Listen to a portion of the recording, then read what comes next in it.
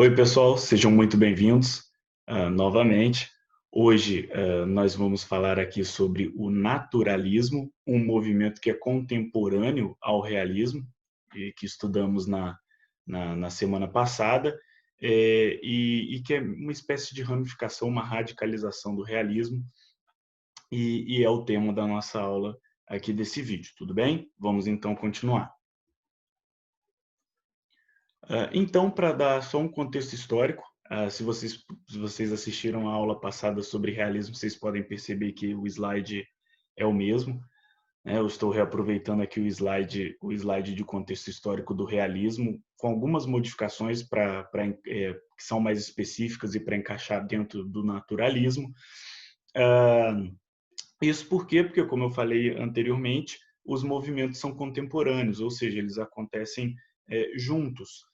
Então, o contexto histórico, né, é o mesmo e eu mudei alguns tópicos, apenas um ou dois tópicos, para a gente entender como esse contexto histórico, além de influenciar o realismo, também influenciou o naturalismo, tudo bem?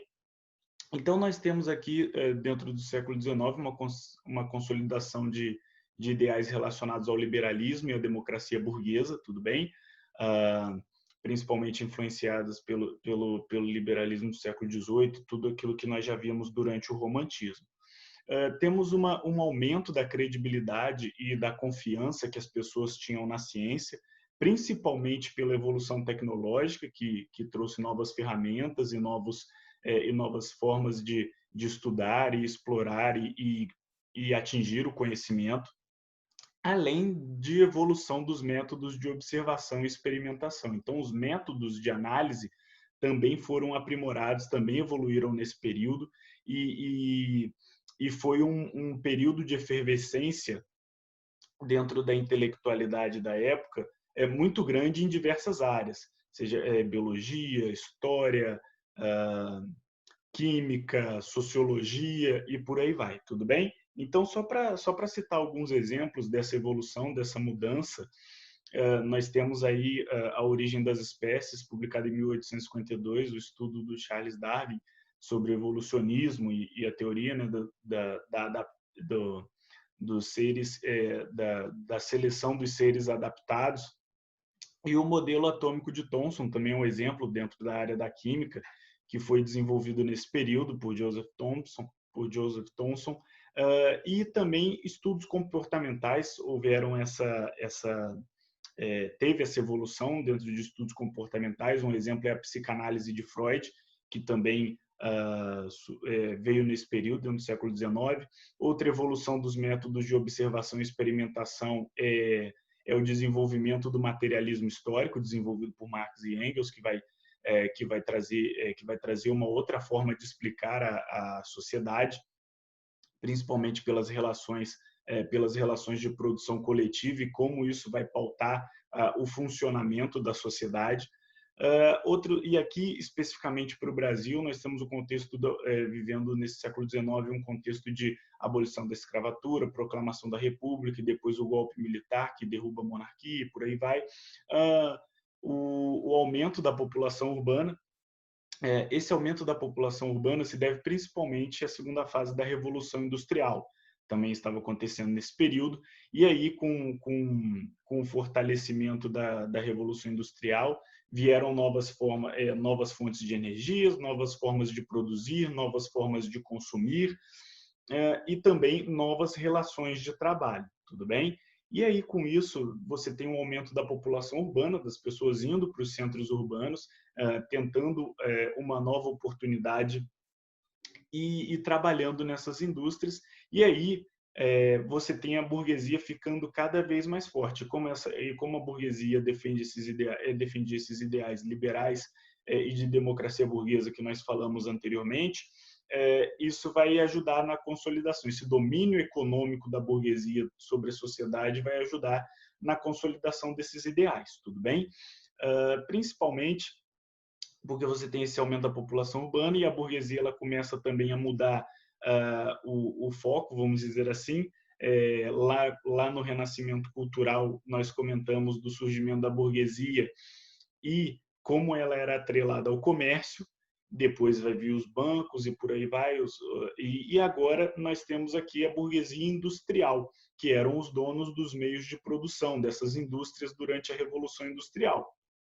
E aí você tem um aumento da população urbana, das pessoas indo trabalhar nessas indústrias, buscando emprego, buscando novas oportunidades. Você tem o surgimento de uma nova classe social aí, que é o proletariado, que são os trabalhadores, principalmente dessa nova forma de trabalho que estava surgindo, que eram as indústrias, os trabalhadores da indústria nos centros urbanos, mas não só, tudo bem? Os trabalhadores do campo também são inclusos nessa classe do proletariado. E, consequentemente, como você tem o desenvolvimento de novas formas de produzir, novas formas de consumir, novas relações de trabalho, novas fontes de energia e por aí vai, você tem um aumento da concentração de renda na mão dessa burguesia industrial.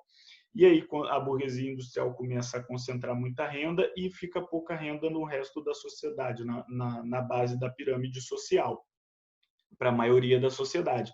Então, consequentemente, você tem um aumento da desigualdade social durante esse período, um aumento muito grande da desigualdade social. Não que antes, vamos dizer assim, eram tudo as mil maravilhas e todo mundo era igual, coisa do tipo, não, já existia essa diferenciação, só que durante o século XIX, durante o período da Revolução Industrial e durante o surgimento dessas novas formas de trabalho, houve uma acentuação muito grande desse processo, uma aceleração, vamos dizer assim, uma aceleração vertiginosa, uma aceleração muito, muito acentuada desse processo. E aí você vai gerar um aumento da desigualdade social e de pessoas vivendo numa maneira de subsistência dentro desses centros urbanos, tudo bem? Principalmente esses trabalhadores, esses proletariados que iam para trabalhar na indústria.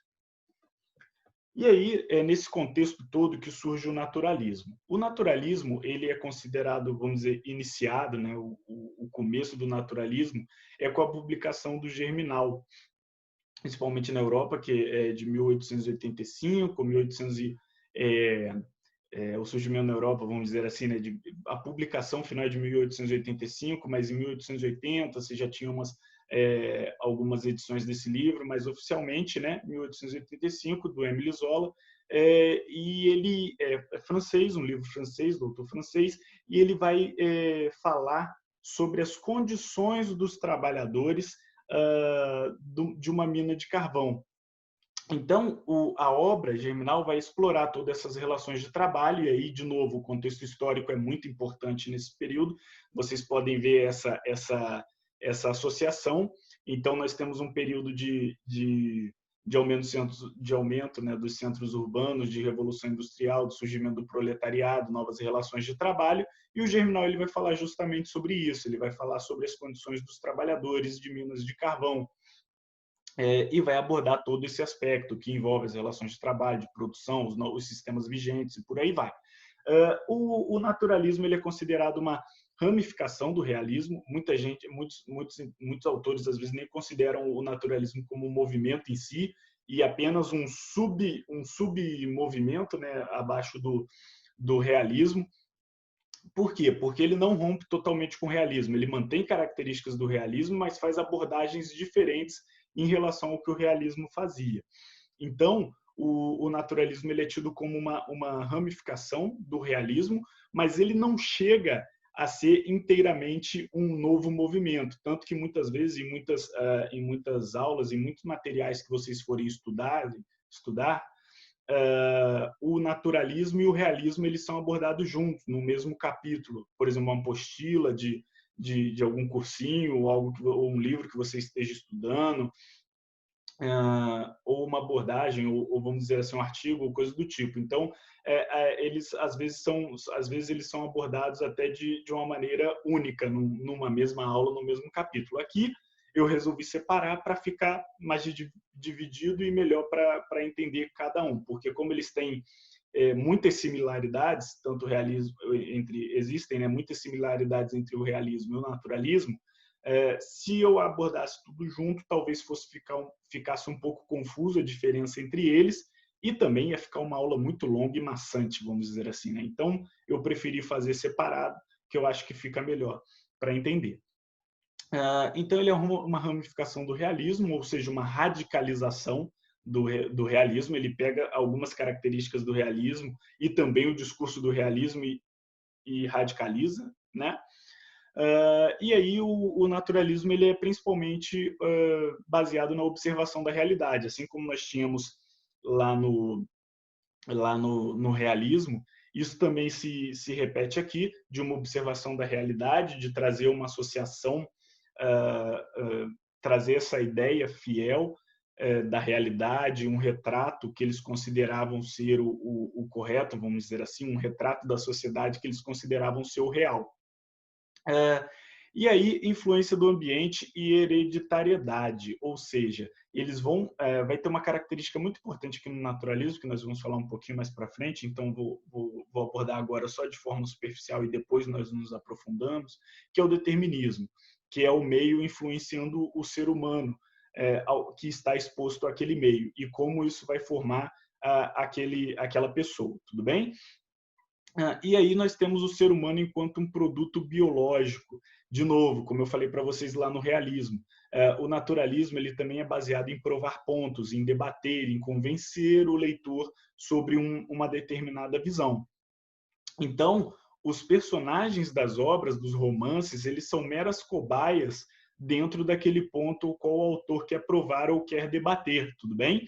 Então, o ser humano ele é retratado no naturalismo de uma forma muito mais animalizada, ou seja, sendo comparados ou até mesmo retratados como animais, ou seja, são seres humanos, mas na verdade são seres que agem basicamente pelo instinto, tudo bem? Dando essa animalização aos personagens, ou seja, fazendo com que os personagens, mesmo sendo seres humanos, pareçam animais não racionais, tudo bem? E aí também há uma mudança de foco muito grande. E aqui está uma das principais características que diferenciam o naturalismo do realismo. Então é importante nós nos atentarmos nesse tópico aqui, a mudança de foco. Por que a mudança de foco? Porque no realismo nós tínhamos uma crítica à burguesia. No naturalismo, essa crítica social à burguesia e aos valores burgueses também vai existir, só que de uma forma diferente. O realismo ele trazia essa crítica à burguesia, retratando em seus livros a própria burguesia e expondo esse comportamento contraditório da burguesia, ao qual os autores realistas acreditavam ser, tudo bem? Já no naturalismo, não. No naturalismo, esses valores e essas críticas à sociedade vão vir retratando outra camada da sociedade, tudo bem? Eles não vão retratar mais a burguesia, eles vão retratar os discriminados pela sociedade, as pessoas que eram marginalizadas, postas à margem, que eram excluídas da sociedade. Então, pessoas que sofriam discriminação da sociedade por não se encaixarem nesses valores burgueses que a regiam, acabam sendo marginalizados, colocados à margem, fora dos processos sendo excluídas dos processos históricos de tomadas de decisão e por aí vai, por essa classe dominante. Então, a classe dominante excluía eles, utilizava desse poder estrutural que ela detinha sobre as instituições para excluir essas pessoas. E aqui nós estamos falando dos proletariados, né, dos trabalhadores, dos negros e também ex-escravos ou filhos de escravos, discriminação também com membros da comunidade LGBTQI+. Então, vai mudar esse foco. Enquanto o realismo abordava e trazia como foco membros da burguesia para escrachar o comportamento e fazer a crítica em cima desse comportamento, já no naturalismo há uma mudança de foco. Eles vão abordar as pessoas, as pessoas que eram discriminadas e excluídas pelo poder da sociedade vigente, e vão trazer isso como uma forma de fazer essa crítica social, tudo bem? Então você tem essa mudança de foco que é muito importante, tá bom? Tranquilo? Isso é importante lembrar que é uma das principais diferenças entre o naturalismo e o realismo. E aqui nós temos algumas características importantes, e aí vocês podem ver aqui, já lendo, já batendo o olho no slide, que algumas características do realismo se repetem. Sim, se repetem, como nós já falamos, o naturalismo ele é uma ramificação do realismo. Então nós temos aqui algumas características que são iguais e outras que vão trazer essa diferenciação. Primeiro, a linguagem simples e enxuta, objetividade, direto ao ponto. Isso era uma característica do realismo e que se mantém aqui no naturalismo. Outra característica que era do realismo e se mantém para o naturalismo é o engajamento literário. O autor ele quer convencer o leitor, tudo bem? Tanto que surge o termo, aqui dentro do realismo e do naturalismo, surge o termo romance de tese. O que é um romance de tese? É um romance tal qual que é escrito com um propósito tal qual uma tese científica para debater um tema e tentar convencê-lo, trazendo alguns argumentos, e aqui no caso um romance, uma história, para te convencer daquele ponto em específico. Pode ser, isso aí é abrangente, tá? Não há um ponto em específico, vai depender do autor, vai depender da obra, cada um vai debater um tema, tudo bem? Mas sempre focado nessas críticas sociais, mazelas sociais, tudo bem? Como pobreza, miséria e por aí vai. E aí nós temos uma característica muito importante do naturalismo também, que é o determinismo de Taine. Bem, o determinismo ele é baseado na teoria lá de Hippolyte Taine, que ele vai trazer uma abordagem que é a seguinte: o ser humano ele é determinado em 3 fatores: o meio, o qual ele vive, a raça a qual ele pertence e o contexto histórico no qual ele está inserido. Então, esse determinismo, existem vários tipos de determinismo, tudo bem? Mas aqui nós estamos falando dos aspectos sociais dele. Então, existe, por exemplo, determinismo geográfico, por aí vai, vários outros campos. Também dentro da biologia é um termo que também é utilizado para outros tópicos, mas aqui nós estamos falando de sociedade, tudo bem? E aí o determinismo ele vai dando uma definição superficial, né, que é o ser humano enquanto fruto do meio. Então, o meio ele vai agir ativamente na formação daquele ser humano, da pessoa ao qual ele vai se tornar. E aí o meio, né, está falando aqui o ambiente ao qual ele vive. Então, tem aquela ideia de que se o meio ele vai formando aquela pessoa e a pessoa vai ser um fruto daquele contexto ao qual ela viveu, tudo bem? Nós temos aí também o darwinismo social muito presente na obra naturalista, e aqui é importante nós fazermos um parênteses para entrarmos nesse tópico do darwinismo social, tudo bem? Porque é algo importante na história, na sociedade, e também é importante aqui no campo cultural, dentro do naturalismo, então é importante que nós entendamos certinho o que ele significa, tudo bem? O darwinismo social ele é uma pseudociência, tudo bem? O que é uma pseudociência? São estudos sem uma base de comprovação científica. Isso quer dizer que o darwinismo também é? Não, não quer dizer, tudo bem? O darwinismo ele é uma teoria dentro do campo biológico. Ele vai falar de evolução, adaptabilidade e seleção natural. O darwinismo social é o quê? É você pegar essa teoria, a teoria darwinista, que serve dentro do campo biológico e trazer ele para o campo social, onde essa teoria já não se aplica mais, tudo bem? Não faz sentido, vamos dizer assim, essa teoria. Então, o darwinismo não é uma pseudociência, o darwinismo é uma ciência, uma teoria científica, e debatida, estudada e acreditada e, vamos dizer assim, e utilizada até hoje. O darwinismo social, por sua vez, é uma pseudociência, tudo bem? É importante nós entendermos essa diferença para não cometermos nenhum erro. Então, o darwinismo social é o quê? É você pegar a teoria darwinista, que serve para o campo da biologia, e aplicá-la no campo social, beleza? Então, o que isso quer dizer quando você pega a teoria darwinista e aplica ela no campo social?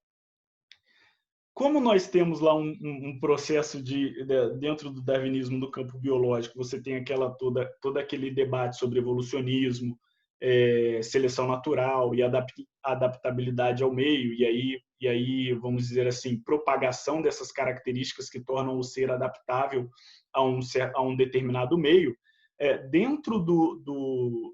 aplicando isso dentro do darwinismo social, essas características, era praticamente justificar que existiam pessoas que não estavam adaptadas à sociedade e que elas eram inferiores e podiam ser exploradas e geridas por quem estava adaptado àquela sociedade.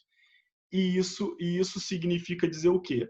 Significa que você vai ter uma classe dita dominante que é mais adaptada, e esse discurso está muito atrelado também à meritocracia, que é um discurso liberal, né? Que, ou seja, então, essas pessoas, essa camada superior, assim, vamos dizer, da sociedade, essa camada que detém os poderes econômicos, ela está adaptada a essa realidade, e a camada que não detém os poderes econômicos não está adaptada a essa sociedade. Se eles não estão adaptados a essa sociedade, eles podem ser dominados pela classe que detém o poder econômico, e a classe que detém o poder econômico pode fazer o que bem entender com eles.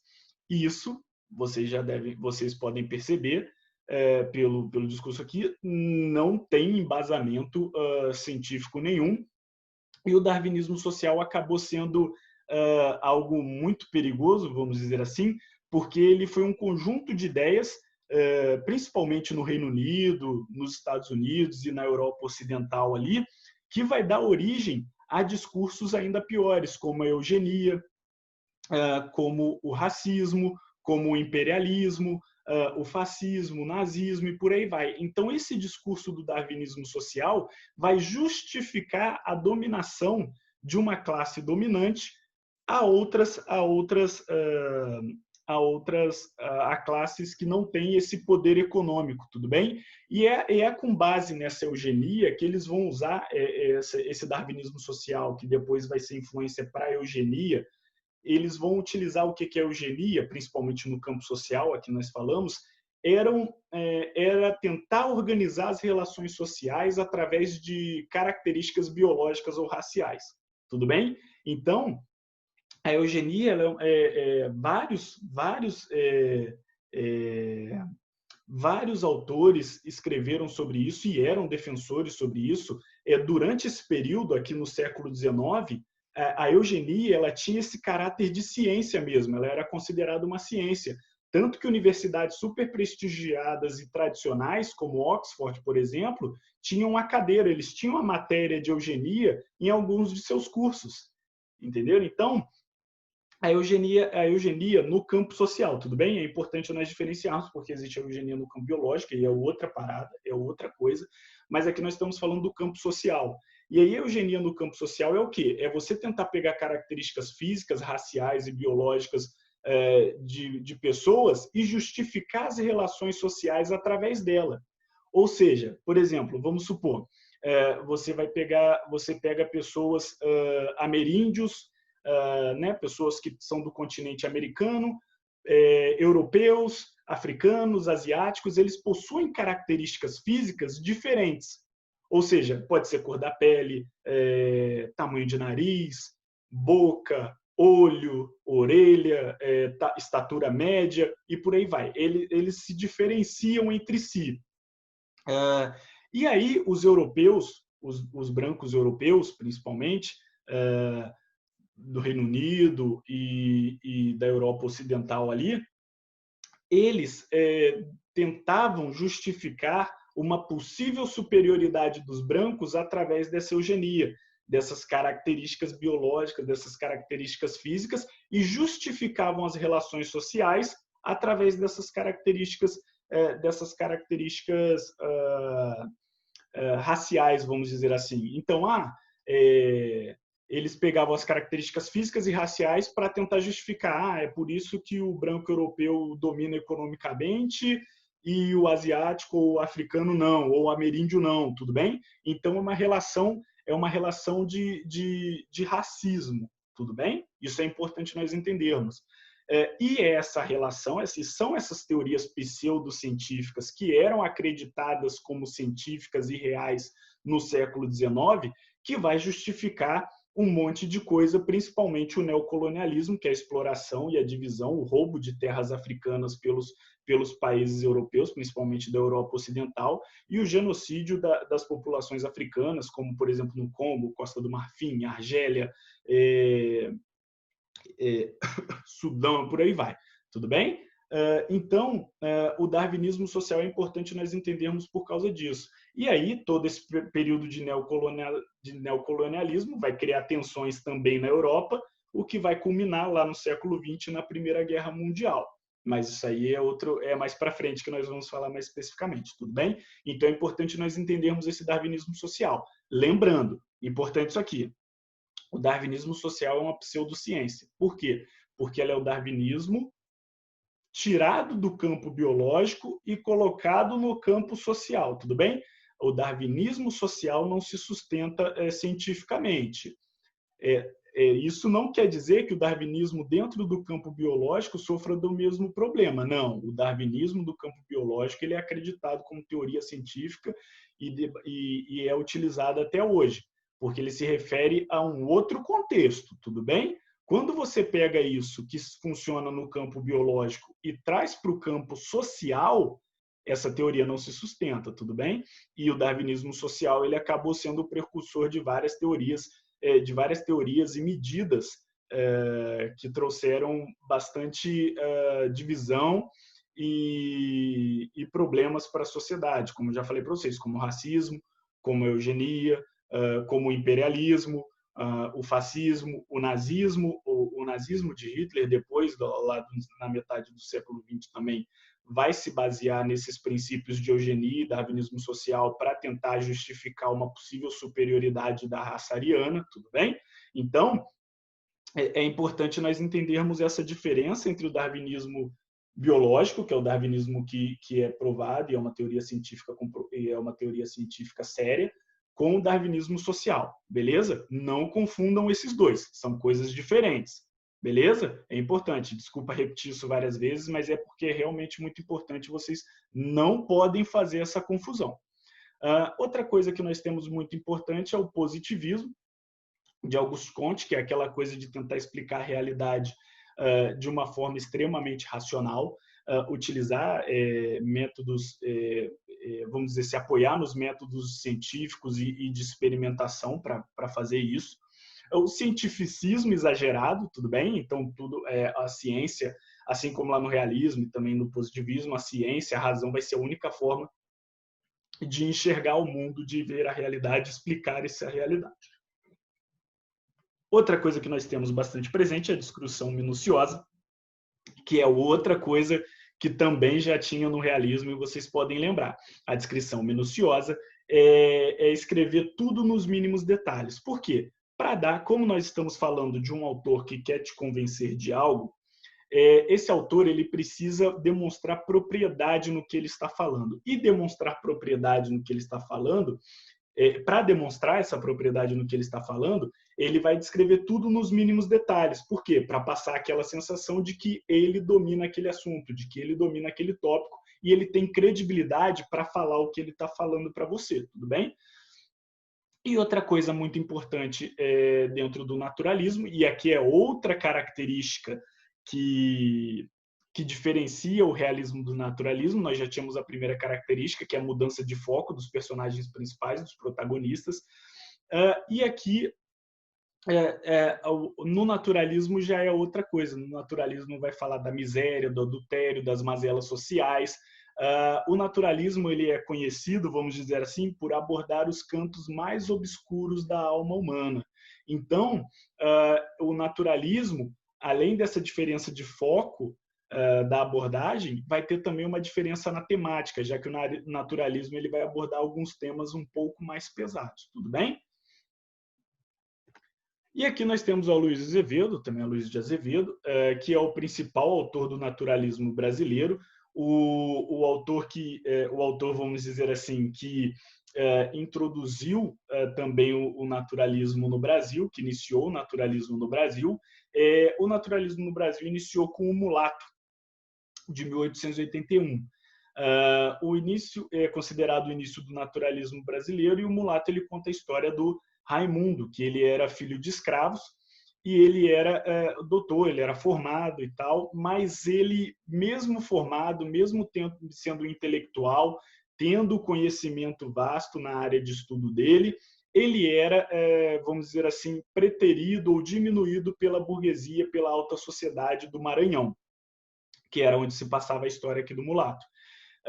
E aí, no Mulato, o Aloysio Azevedo ele vai abordar todas essas questões raciais, principalmente do racismo estrutural, e ele vai deixar claro o ponto de abolicionista dele, que era um debate, uma luta que já vinha acontecendo há um tempo, que já vinha acontecendo na sociedade.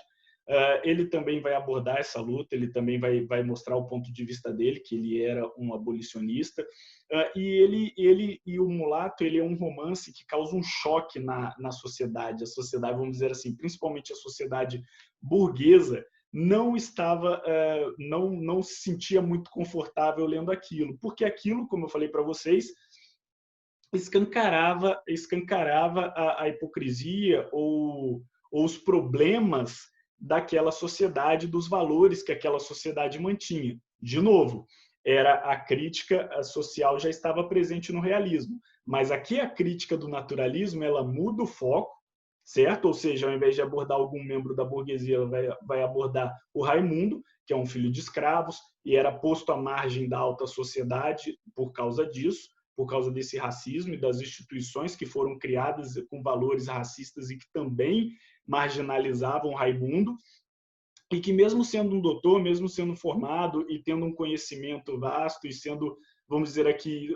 especialista na área de estudo dele, ele era ostracizado, ele era excluído e marginalizado.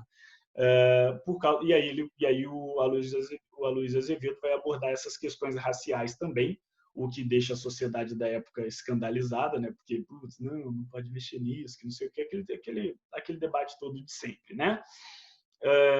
De pessoas que não estão preparadas para discutirem o tema.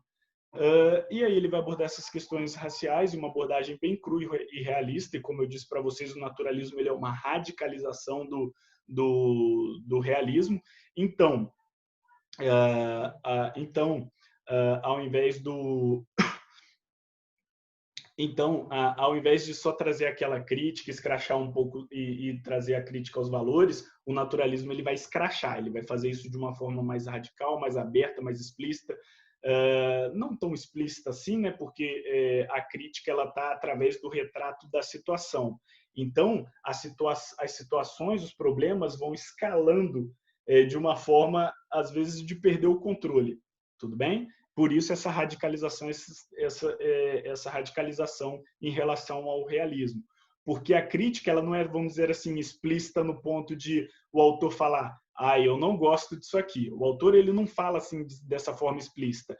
Para expressar que ele não gosta de algo, que ele não concorda com algo, ele vai fazer o quê? Ele vai te trazer uma situação onde aquele algo, vamos dizer assim, um racismo. O autor, essas relações raciais são ultrapassadas e tal, e eu não concordo com elas. Então, o autor ele não vai falar isso diretamente na obra. O que ele vai fazer? O autor ele vai te trazer uma situação onde o racismo acontece e gera uma indignação no leitor.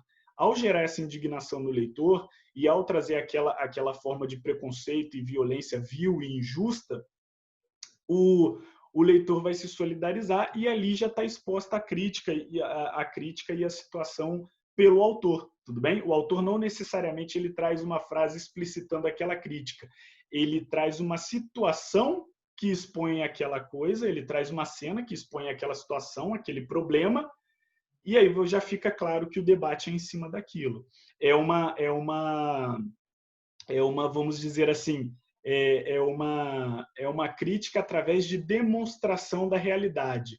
Algo muito parecido existe nos dias atuais dentro do rap, por exemplo. Se a gente pegar o rap ou o movimento hip hop, muitas pessoas e aí também entra num problema crônico da sociedade brasileira, que é a interpretação de texto, muitas pessoas acreditam que o rap, ou alguns rappers, ou algumas músicas, alguns grupos de hip hop, eles fazem a apologia, ou seja, apoio ao crime, apologia ao tráfico, ao consumo de drogas, à violência, mas na verdade não é isso. É o contrário. É o quê? Eles estão te passando a realidade vivida para trazer a crítica a como o sistema funciona e como o sistema impõe aquela realidade a essas pessoas, tudo bem? Então, é uma crítica através de demonstração da realidade, não é uma apologia, é uma demonstração do que acontece. Ele só está te contando o que é a realidade. Isso não é um apoio àquela realidade, ele só está te falando como as coisas são, tudo bem? Então, é importante nós entendermos essa diferença também, e é importante estarmos com uma interpretação de texto afiada quando nós formos ler ou ouvir algo do tipo, para a gente conseguir extrair essa crítica. Beleza? Tranquilo. E aí, a obra do Aloysio Azevedo ela é um pouco transitória e irregular também, porque o Aloysio Azevedo, ele tinha, né, quando ele começou a viver da literatura, da escrita, que ele decidiu seguir esse caminho de escritor, ele teve que tentar aliar o engajamento político e social dele com o sucesso comercial de suas obras. Então, a obra dele é um pouco transitória e irregular, porque ele vai transitar entre obras como o Mulato e o Curtiço, que trazem essas características, essa abordagem mais crítica da sociedade, com obras mais na pegada do romantismo, para vender mais e ter um sucesso comercial, porque ele vivia disso, então ele precisava se sustentar. Então ele acabou, como aquele era o sistema vigente, ele foi a literatura, a produção literária dele também foi submetida à lógica de mercado da época, tudo bem? Beleza. E aí ele vai trazer uma abordagem da realidade cotidiana e uma crítica social bem forte, como eu já falei para vocês, vai ter aquela abordagem, né, das mazelas da sociedade, os cantos mais obscuros da alma humana, vai abordar miséria, adultério, desigualdade social, vai também abordar problemas humanos, vamos dizer assim. Lembra que a gente falou lá no realismo que os personagens eram 3D, porque você tinha as características emocionais ou psicológicas, as características físicas, mas além disso você tinha um terceiro plano, o que dava profundidade ao personagem, que era o quê? O porquê dessas características emocionais e psicológicas. Então você tinha uma análise de contexto do personagem para justificar as atitudes dele, para você entender, então não justificar vamos dizer assim, de passar um pano, mas você entender o porquê daquela pessoa ser como ela é, tudo bem? E isso, a análise do contexto é imprescindível para isso. No romantismo, por exemplo, não tinha isso, não tinha esse contexto, eram só personagens 2D, personagens planos, superficiais. E aí no realismo e no naturalismo você tem a introdução do contexto que dá essa profundidade ao personagem. É como se fosse, por exemplo, não sei se todos que estão me assistindo aqui já assistiram, por exemplo, um anime. Um anime, principalmente esse estilo shonen, de aventura e por aí vai, eles têm muito isso de te dar o contexto no flashback. Então, às vezes está acontecendo alguma coisa, tem um personagem que você não vai muito com a cara, que às vezes é um vilão ou algo do tipo, e ali ele está lá sendo vilão, e você acha, putz, esse cara é vilão só porque ele é mau. E é isso aí. Só que aí aparece um flashback, vai contar uma história do passado, e aí mostra a história, sei lá, de crescimento desse vilão, e as coisas que aconteceram na vida dele, e aí você entende por que ele tomou as decisões e os caminhos ao qual ele foi seguindo, e você acaba entendendo como ele chegou aonde ele chegou. Para quem curte, por exemplo, o Narutinho, o Pain, o vilão, o líder da Akatsuki, ele é um exemplo muito bom disso, porque você começa vendo ele só como vilão e depois tem um flashback mostrando de como ele cresceu num período de guerra e conflito. Tudo bem? E isso acabou moldando a pessoa que ele se tornou. Então, essa profundidade, a explicação do porquê o personagem é assim, é o que vai diferenciar o realismo e o naturalismo do romantismo. E outra coisa que... Só que aí vai ter duas diferenças principais aqui. O realismo ele vai focar em dar essa contextualização, em dar essa profundidade psicológica. Tudo bem? Analisar características psicológicas dos personagens. Então, você vai ter o contexto e principalmente como eram membros como o foco das obras do realismo eram em membros da burguesia, o contexto nunca foi muito sofrido ou social, vamos dizer assim. O contexto era dado mais psicologicamente pelas relações interpessoais e por aí vai. No naturalismo tem uma diferença um pouco aí. Também há exploração psicológica, mas o que é explorado de forma muito mais aprofundada no naturalismo são as questões sociais, tudo bem? É a profundidade social, ou seja, o contexto social, a classe social a qual ele pertence, a raça a qual a pessoa pertence, as relações que aquela pessoa tem, que aquele indivíduo, que aquele personagem tem com a sociedade. E aí é isso que vai acabar também trazendo um pouquinho de diferença do realismo para o naturalismo. E outra coisa que é importante nós nos atentarmos aqui, pessoal, é que, apesar do naturalismo ser uma ramificação do realismo, os autores do realismo e do naturalismo não concordavam em tudo e não eram, vamos dizer assim, parceirinhos e amigos e dentro da mesma coisa. Inclusive, autores do realismo criticavam muito o naturalismo, principalmente por achar um movimento radicalizado e que tinha perdido um pouco o propósito. Já os autores naturalistas criticavam o realismo por ser um pouco água com açúcar e não ir tão profundamente, não meter tanto o dedo na ferida quanto era necessário, segundo os autores naturalistas. Tudo bem? Aí você pode ler os estudos e debates e crítica de cada autor a cada movimento e escolher o que você quer achar também. Mas essa visão era os autores de um não se bicavam com os autores de outro, vice-versa, e tinha meio que essa rivalidade assim dentro do discurso do movimento, tudo bem? Um achava o outro radicalizado demais, o outro achava o outro radicalizado de menos e por aí. Então, é um debate bem longo e extenso e que perdura entre os estudiosos nos artigos até hoje, essas críticas de do autor de um movimento ao outro e vice-versa. Tudo bem? Tranquilo? Beleza, então. Agora nós vamos falar de um romance, né, que é o mais importante do naturalismo, que é o Curtiço. O Curtiço ele é um romance também, né, do Aloysio Azevedo, que ele vai abordar essas condições sociais de uma forma muito intensa. Isso vai permear a obra, principalmente nos personagens, tudo bem? Porque, primeiro, nós temos aqui o foco narrativo. O foco narrativo é em terceira pessoa, como geralmente é dentro do naturalismo. Por que em terceira pessoa? Porque nós temos um narrador onisciente, ou seja, ele está de fora, analisando tudo, ele sabe de tudo que está acontecendo e ele vai te informar tudo que está acontecendo. E por que precisa ser assim? Porque, de novo, nós estamos falando dentro do naturalismo, romances de teses, te provar um ponto e te descrever tudo nos mínimos detalhes. Então, para te descrever tudo nos mínimos detalhes, é importante que o autor saiba de tudo e compreenda tudo, que não funciona caso o narrador seja em primeira pessoa.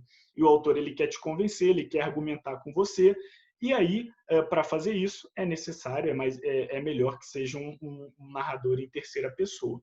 Ele tem poder total sobre a estrutura do romance, ou seja, ele sabe de tudo que está acontecendo na mente dos personagens, nos contextos sociais, então nada, vamos dizer assim, é escondido de você. E há também uma falsa imparcialidade, outra coisa que é muito comum do naturalismo e também do realismo. Os autores eles abordam de uma forma meio impessoal. Lembra que eu falei isso lá no realismo? Tanto a relação entre os personagens entre si, que são relações baseadas puramente em interesse, e não tem mais aquela coisa de o amor, o sentimento que tinha no romantismo, não existe mais isso. As relações elas são estabelecidas por um conjunto de interesses. E também há uma falsa imparcialidade do autor, porque o autor ele dá aquele caráter de não, que não sei o que, eu estou só te mostrando, só te mostrando. Não tenho nada com isso, mas na verdade ele está conduzindo, como ele tem poder sobre toda a estrutura, a condução da história é uma escolha do autor. E a condução da história e dos acontecimentos vai moldar a crítica e a forma de pensar do autor. Então há uma falsa imparcialidade aí, porque ele está falando que eu não estou te pendendo para lado nenhum, mas na verdade ele está. Tudo bem? Assim como não existe imparcialidade em nada, tudo bem? Seres humanos são seres políticos e não existe essa coisa da imparcialidade, tudo bem? Há sempre um ponto de vista por trás daquela obra, de qualquer obra, tudo bem? É importante nós nos atentarmos a isso. Assim como, por exemplo, uma obra que parecia ser superficial e inocente como o Iracema, né? Ela tinha por trás um discurso de construção de uma identidade cultural nacional brasileira, baseada nesses valores liberais e burgueses da época. Então, há um discurso, certo? Assim como aqui no Cortiço, há um discurso, tudo bem? É uma linguagem simples e enxuta, a descrição é minuciosa. O tempo durante o século XIX, ele não precisa muito tempo, vamos dizer assim, é linear, ou seja, segue uma ordem cronológica de começo, meio e fim, sem ficar indo e voltando sem ficar indo e voltando toda hora, vai para o passado, agora vai para o futuro, agora vai para o presente, que nem, por exemplo, Clube da Luta. Se vocês já leram um livro, já assistiram um filme do Clube da Luta, ele é muito assim, ele vai e volta na linha do tempo toda hora. Aqui não, aqui segue um fio da meada, vamos dizer assim. E é interessante, outra coisa que é importante nós percebemos é que você consegue perceber a passagem do tempo através da mudança dos personagens na obra, de como eles vão mudando, crescendo. Então você consegue perceber essa mudança, você consegue perceber a passagem do tempo. Não tem aquela coisa de passou um dia, mês, ano, coisa do tipo. Você consegue perceber essa passagem do tempo, se ela é grande, pouca, muito pequena. Você consegue perceber essa passagem do tempo através da mudança dos personagens, como os personagens vão se modificando durante a obra. E aqui é outra coisa interessante de nós percebermos e ressaltarmos, assim como no realismo, a importância do naturalismo, uma obra do naturalismo e uma obra do realismo, você não pega ela. O objetivo dela não é você pegar e ler e descobrir um enredo, uma narrativa super sensacional, com várias viradas e mistérios e plot twists e aventuras. Não.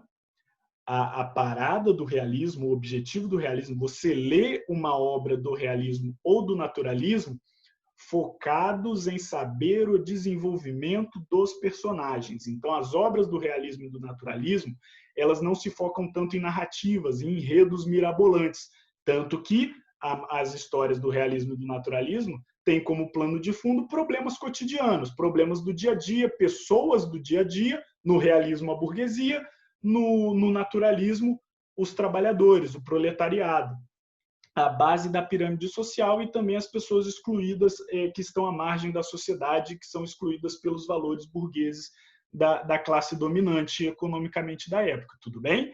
Então, você tem essa mudança de foco, mas você vai ler uma obra do naturalismo e do realismo para ver o desenvolvimento dos personagens. No realismo, focando mais no psicológico dos personagens, no naturalismo, focando mais no social dos personagens, na forma como aqueles personagens interagem com a sociedade. No realismo, interação entre os seres humanos. No naturalismo, interação com a sociedade. Não que não que um exclua o outro de outro, mas é o foco, tá? Não que, por exemplo, no realismo não tenha aspectos sociais. Não é isso. Tem. Só que o foco é o desenvolvimento psicológico. E assim como não que no naturalismo não tenha desenvolvimento psicológico. Tem. Só que o foco é o desenvolvimento da relação com a sociedade. Tudo bem? Beleza, então. Outra coisa que é muito importante nós entendermos, nós vemos aqui dentro do Cortiço, é o cenário. O cenário ele tem dois núcleos principais, que é o Cortiço e o Sobrado. Também tem a Pedreira lá, mas são dois núcleos. Os núcleos principais são o Cortiço e o Sobrado, que eles são no bairro de Botafogo, no Rio de Janeiro.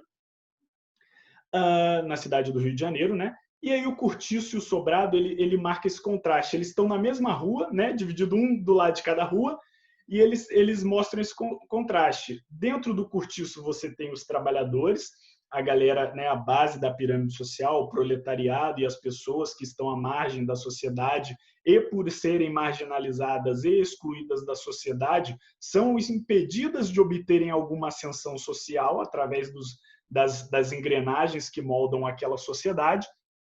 E você tem o sobrado, que é onde residem os burgueses. Então você tem esse contraste só atravessando a rua. Dois núcleos, e você tem esse contraste entre os trabalhadores, o proletariado e os burgueses. E isso também é um retrato muito, muito, muito fiel do Rio de Janeiro, que o Rio de Janeiro ele é uma cidade de contrastes muito grande. Ou seja, dentro de um mesmo bairro, entre uma rua e outra, você tem, sei lá, um prédio luxuoso e o início de uma favela, de um conjunto habitacional. Então, isso é algo que acaba caracterizando bastante a cidade do Rio de Janeiro, que são esses contrastes que ela possui. Outra coisa que é interessante nós percebemos, e que aqui vem também essa coisa do panorama histórico, do contexto histórico, aqui nós já temos o contexto histórico já na temática, porque é uma aborda os trabalhadores, vai abordar essa relação de vivência, essa relação dos trabalhadores com a sociedade. Outra coisa que é importante nós entendermos é o determinismo, né? O meio enquanto moldador do ser humano, o ser humano fruto daquele meio ao qual ele vive. Tanto que o clima, né, a natureza, o cortiço, eles são tratados como personagens na obra mesmo. Eles são tratados como seres vivos, tanto que a descrição do Aloysio Azevedo para a construção, vamos dizer assim, para a construção do cortiço, né, que é aquele local, aquele conjunto. Por exemplo, o que é um cortiço? A Vila do Chaves, certo? A Vila do Chaves é um cortiço, é meio que um local ali onde existem várias casas e as pessoas moram ali meio que junto, cada um em suas casas, mas são casas pequenas e por aí vai. Então, para quem já assistiu Chaves, conhece, aquilo lá é um cortiço. Aquele lá é até um cortiço bem bonitinho, se você for levar em consideração aqui o cortiço retratado aqui no livro, o cortiço, e os cortiços também do mundo real, pelo menos aqui pelo Brasil. E aí, o cortiço ele é tratado como um organismo vivo, como um personagem mesmo da história, tanto que o título é o cortiço. Ou seja, quando o Aloysio Azevedo vai explicar a construção, vai te falar como o cortiço foi construído, ele não fala para você, a construção demorou não sei o que, 3 meses, e aí foi o pedreiro lá, foram o cara coloca o piso, o pintor, não. Ele descreve o cortiço como assim, e da terra brota o cortiço, como se o cortiço fosse uma planta, sabe? Algo vivo, um ser vivo. E aí, por isso que tem essa coisa, essa diferença do cortiço ser um personagem. E não é só esse aspecto do cortiço ser tratado como um ser vivo, mas também porque o cortiço e o ambiente são agentes modificadores dentro daquela obra. Eles interagem com os personagens, e não interagem falando, vamos dizer assim, eles interagem modificando, pautando como os personagens vão ser. E aí entra aquela coisa do determinismo. O cortiço, ele não é só uma construção, um local onde as pessoas moram, ele também é um personagem ativo e modificador dentro daquela história. Então, tudo que em volta os personagens vai acabar influenciando eles. Uma coisa que o Aloysio Azevedo aborda muito é o clima, de como o clima aqui, o calor, o clima tropical do Brasil afeta o comportamento das pessoas. De novo, determinismo. Como viver no cortiço ou naquele meio afeta a formação das pessoas, determinismo, tudo bem? Então, o cortiço, ele não é só um local, um espaço, um cenário da história, ele também é um personagem vivo e que age na modificação dos outros personagens. Ele é ativo nas mudanças, tudo bem? Assim como o clima. o próprio clima, né? Como eu falei para vocês, o Aloysio Azevedo ele fala desse clima tropical que influencia no comportamento das pessoas e por aí vai. Ele trata isso até de uma forma pejorativa, falando que isso é responsável por esse clima do Brasil. Ele acaba, vamos dizer assim, corrompendo as pessoas. Então ele aborda isso até de uma maneira bem pejorativa. E aí o cenário ele tem essa mistura, tanto o cortiço ele vai moldar, né? O cortiço ele vai ser ativo na modificação e na construção dos personagens da obra. E outra coisa que é bastante importante nós entendemos aqui no cortiço é a temática. A temática, né? O cortiço ele não é aquele livro por exemplo, do romantismo que tem final feliz ou coisa do tipo, aquela coisa sentimental. O cortiço, dentro do romance do cortiço, é exposto, como eu já falei para vocês, os aspectos mais sombrios da alma humana. Então, os personagens do cortiço, você vai ler aquela obra e vai te despertar sensações não de felicidade, né? Mas às vezes de raiva, de pena, e por aí vai, sabe? E isso, né? Tem até um debate muito bom sobre o entretenimento, né? Que, poxa, o entretenimento é só algo que te alegra? Às vezes é algo que te entristece também, que te desperta emoções, tudo bem? E isso é um debate também muito legal que existe. E o cortiço ele se enquadra nisso, porque o cortiço ele vai te trazer vamos dizer assim, os lados mais obscuros da alma humana. Os personagens, às vezes, eles são até detestáveis, né? Você cria um ódio, uma raiva, um ranço, né? De alguns personagens da obra, outros você fica com pena, mas é sempre importante essa coisa, essas características que cada personagem tem, essa personalidade, vamos supor, alguém que seja detestável, alguém que seja tímido, alguém que seja muito extrovertido, alguém que seja fácil de se enganar, ou alguém que engane, malandro e por aí vai.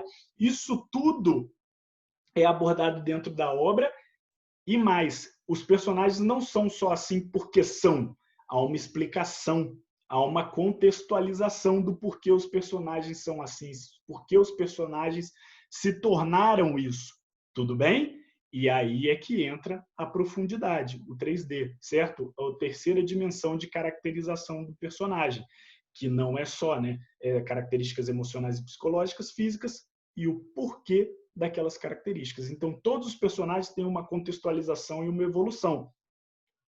E, de novo, quando você for ler, é importante, muitas vezes, muita gente, às vezes, agora que nós estamos terminando aqui o naturalismo e também já passamos pelo realismo, muita gente, quando vai pegar um livro do realismo ou do naturalismo, acha um pouco maçante, acha um pouco, vamos dizer assim, chato, entediante. Mas por quê? Porque falta olhar o realismo, falta contexto, certo? Falta olhar o realismo e o naturalismo pelos olhos do que ele se propõe a fazer. Então, dentro do realismo e do naturalismo, você não vai ter tipo, uma história Senhor dos Anéis, com magos, elfos, orques, homens, guerras, elfo atirando várias flechas. Não tem isso. Dentro do realismo e do naturalismo, nós temos temas cotidianos, problemas do dia a dia, mazelas sociais da nossa sociedade mesmo, do real. E vocês têm que... E o importante dentro dessas obras é a construção, é a análise dos personagens, é o desenvolvimento desses personagens. Então, uma obra do realismo ou do naturalismo, você tem que olhar, você tem que ler vendo como que o autor vai desenvolver esses personagens. Essa é a grande graça e é aí que está o interessante, o revolucionário e o inovador, vamos dizer assim, e o diferencial dentro do realismo e do naturalismo, que foi algo que marcou tanto a nossa sociedade, foi algo que marcou tanto a nossa cultura, que até hoje nós temos resquícios disso. Hoje em dia, quando nós vemos um filme, lemos um livro, uma história em quadrinho, um mangá ou algo do tipo, quando o personagem não é bem explorado, a gente sente falta, a gente fala, putz, esse personagem aqui foi um pouco desperdiçado, ele poderia ter sido mais explorado e não foi. E por que a gente sente falta disso? Porque lá no século XIX, o realismo e o naturalismo deixaram marcas tão profundas na nossa cultura que hoje nós já temos introjetados na nossa mente, nós já temos interiorizados em nós mesmos, quando nós consumimos produtos culturais, literatura, ou filmes, ou coisas do tipo, de que é necessário que haja uma profundidade, que os personagens sejam trabalhados. Tudo bem? Isso é uma marca que o realismo e o naturalismo deixaram na nossa mente quando nós falamos, quando nós consumimos cultura. Tudo bem? Tranquilo? Muito obrigado pela atenção de vocês. Espero que vocês tenham gostado e entendido e aprendido sobre a aula. Qualquer dúvida eu estou à disposição. Bons estudos para vocês. Até mais. Até o próximo vídeo. Semana que vem nós voltamos também com outra aula. E é nóis!